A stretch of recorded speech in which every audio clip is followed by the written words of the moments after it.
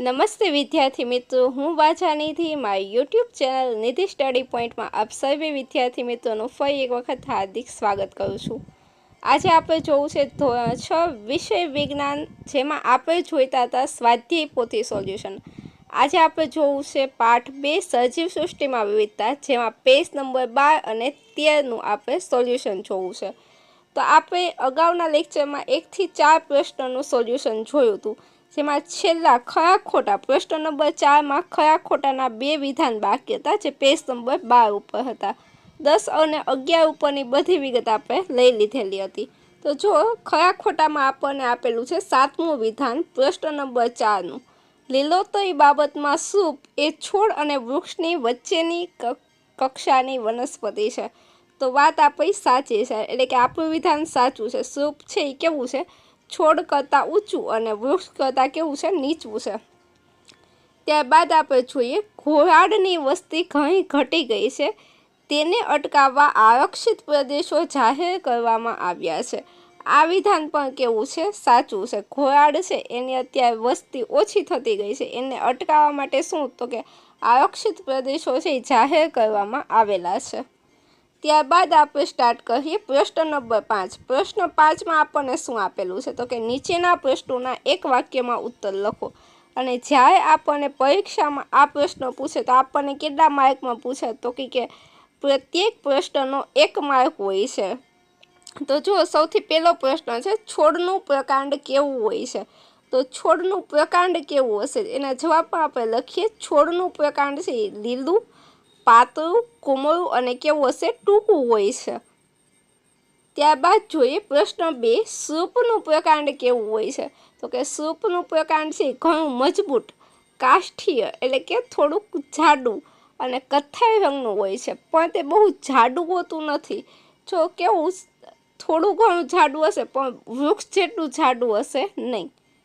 ત્યારબાદ જોઈએ પ્રશ્ન 3, વેલા કોને કહે છે, તો કે નબળા પ્રકાંડવાળી વનસ્પતિ કે જે ટટ્ટાર ઊભી રહી શકતી નથી અને વૃદ્ધિ પામવા કે ઉપર ચડવા માટે તેને અન્ય આધારનો આશરો લે છે, તેને શું કહેવાય છે, વેલા કહેવામાં આવે છે। તમે તમારા ઘરની આજુબાજુ પણ વેલા ઘણી વખત જોયા હશે કે શું હોય, તો એ કે તેના પ્રકાંડ હોય એ નબળા હોય, તેથી એને ઊભું રહેવા માટે પણ શું કરવું પડે, તો કે બીજા કોઈનો સહારો લેવો પડે, આશરો લેવો પડે।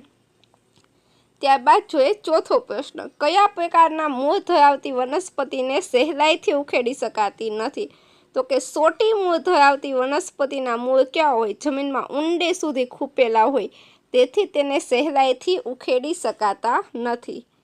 ત્યારબાદ છે પ્રશ્ન 5, થોર ક્યાં જોવા મળે છે, થોર છે એ આપણને કઈ જગ્યાએ જોવા મળશે, કયા પ્રદેશમાં, તો આપણને બધાને ખબર હોય કે થોર છે એ કેવા, તો કે રણ પ્રદેશના સૂકા અને ગરમ વિસ્તારમાં જોવા મળે છે। ત્યારબાદ જોઈએ પ્રશ્ન 6, પર્વતીય વિસ્તારમાં કયા પ્રકારના વૃક્ષો જોવા મળે, તો કે પર્વતીય વિસ્તારમાં શંકુ આકારના, જેની શાખાઓ કેવી હોય, તો કે ઢોળાવવાળી શાખા હોય, શંકુ આકારના અને શાખાઓ કેવી, ઢોળાવવાળી શાખાઓ ધરાવતા અને સોય જેવા પાંદડાવાળા વૃક્ષો જેવા કે દેવદાર અને પાઇન છે એ જોવા મળે છે, જે કેવા દેખાતા હોય, ક્રિસમસ ટ્રી જેવા દેખાતા હોય છે। ત્યારબાદ જોઈએ પ્રશ્ન 7, સુંદર અને રંગીન પુષ્પો ધરાવતી વનસ્પતિના 2 ઉદાહરણ આપો, તો કે ગુલાબ છે, ગલગોટો છે અથવા બારમાસી છે, અથવા તો તમે કોઈ પણ ફૂલ લ્યો, જાસૂદ છે, એ બધા કેવા છે, તો કે સુંદર અને રંગીન પુષ્પો ધરાવે છે।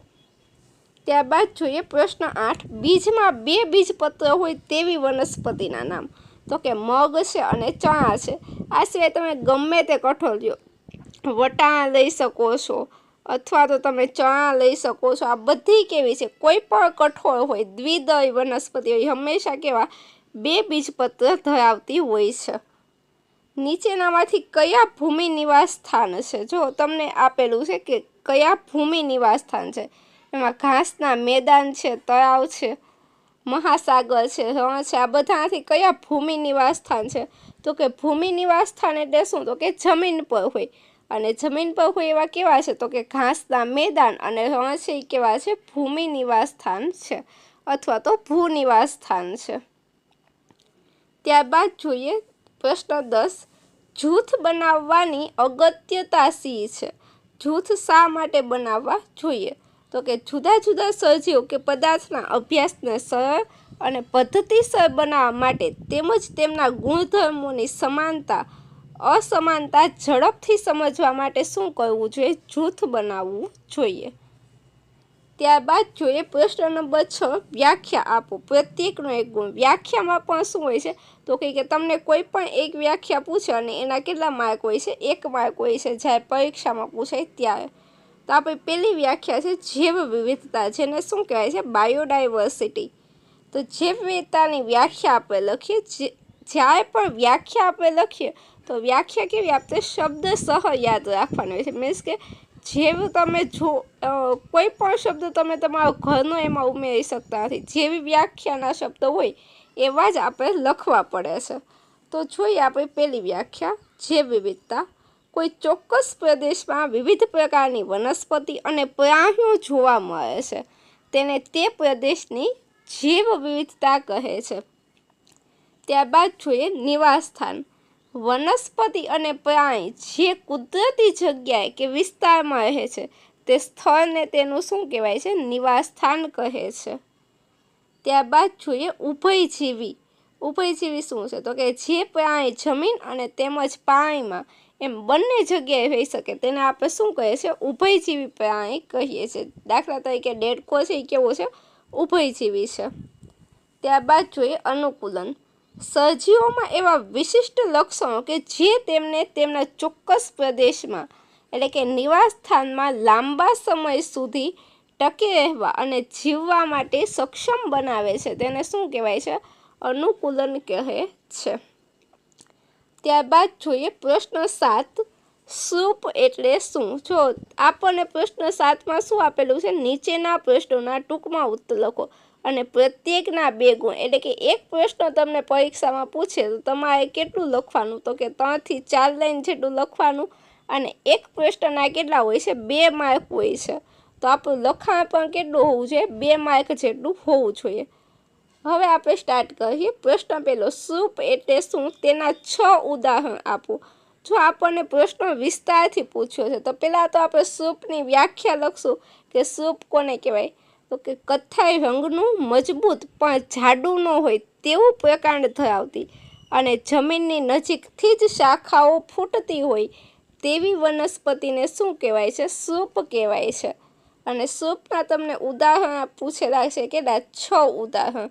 તો જાસૂદ છે, મોગરો છે, મહેંદી છે, કરણ છે, લીંબુડી છે, તુલસી છે, આ બધા કેવા છે? સૃપના ઉદાહરણ છે. ત્યારબાદ જોઈએ પ્રશ્ન 2, જાળીદાર શિરાવિન્યાસ એટલે શું? પર્ણમાં જાળીદાર શિરાવિન્યાસ ધરાવતી વનસ્પતિના 6 ઉદાહરણ આપો.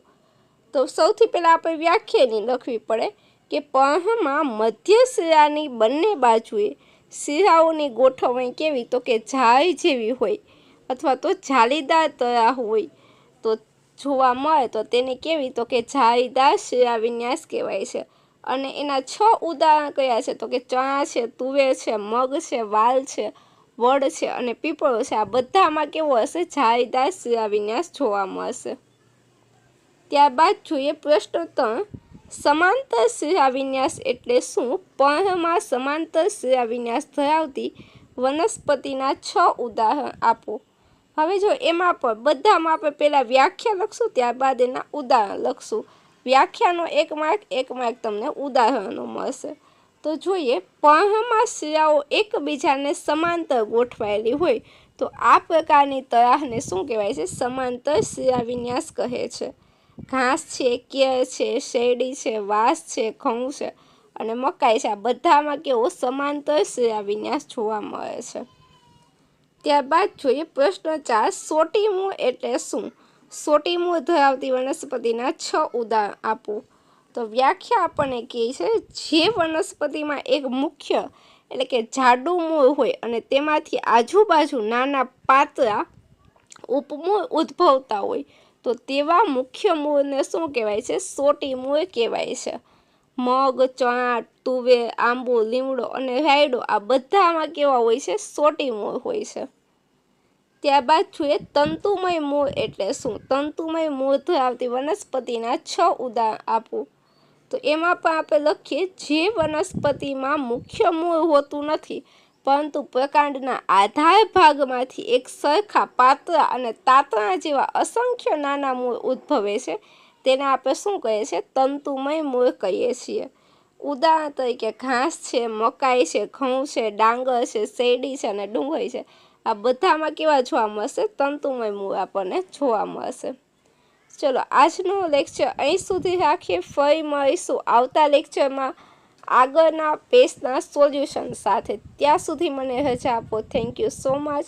અને જો તમે ચેનલ પર નવા હોય તો ચેનલને સબસ્ક્રાઈબ કરો. વિડીયો જો તમને ગમ્યો હોય તો વિડીયોને લાઇક કરો અને તમારા અન્ય મિત્રો સુધી પણ વિડીયોને શેર કરો. Thank you so much.